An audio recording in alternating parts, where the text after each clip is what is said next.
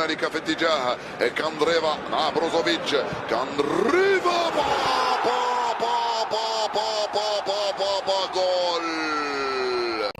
I mean, I shouldn't be laughing at that, but who saw that coming?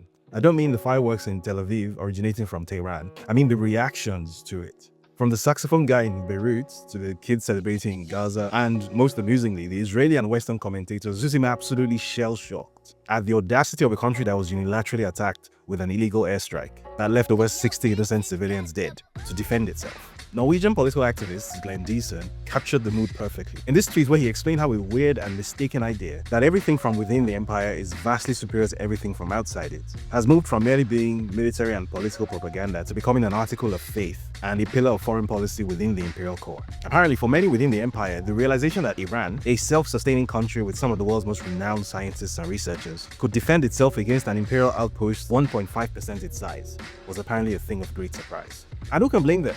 I mean, if you were born in the empire in the 80s, and the first war you became visually familiar with was Operation Desert Storm in 1990, then you probably saw when the US military conducted a wholesale slaughter of over 2,000 retreating Iraqi soldiers and fleeing civilians in what was later known as the Highway of Death.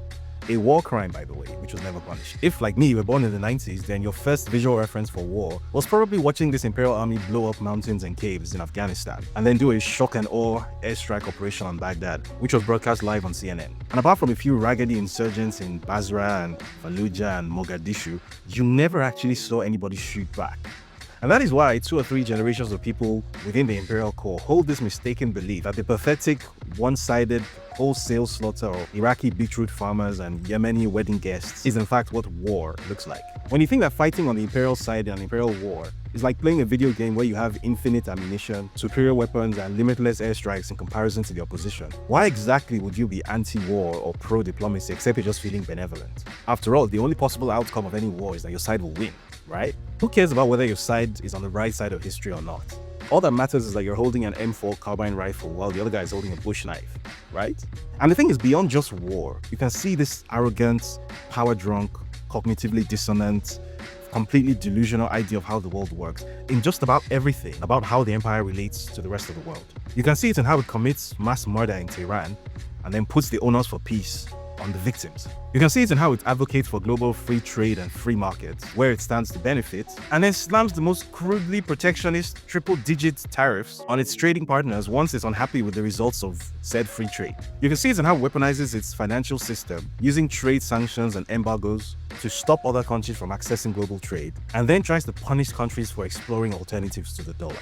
You can see it very clearly in how it aggressively pushes the absurd idea that Africa is a worthless wasteland populated by the dregs of humanity who survive on the empire's charity and benevolence, while at the same time it sets up multiple military bases around the continent to protect the supply of what it calls critical minerals without which it can have no technology. Most recently, and perhaps most poignantly, we can see this cognitive dissonance in how so many Israelis have responded to the bombing of Israel with emotions ranging from red-hot fury to grief to total shock at the realization that Israel does not, in fact, possess a magical force field that shields it from the consequences of its own actions.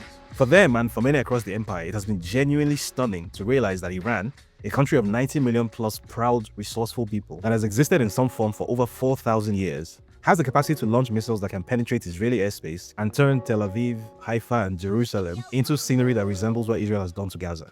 After several decades of watching this country-sized imperial Death Star bullying its hapless neighbors in the Gulf without consequence, we have discovered in the space of less than a week that for those who have the capacity to shoot back at the empire, preferably with some interest, it is in fact possible to maintain national sovereignty.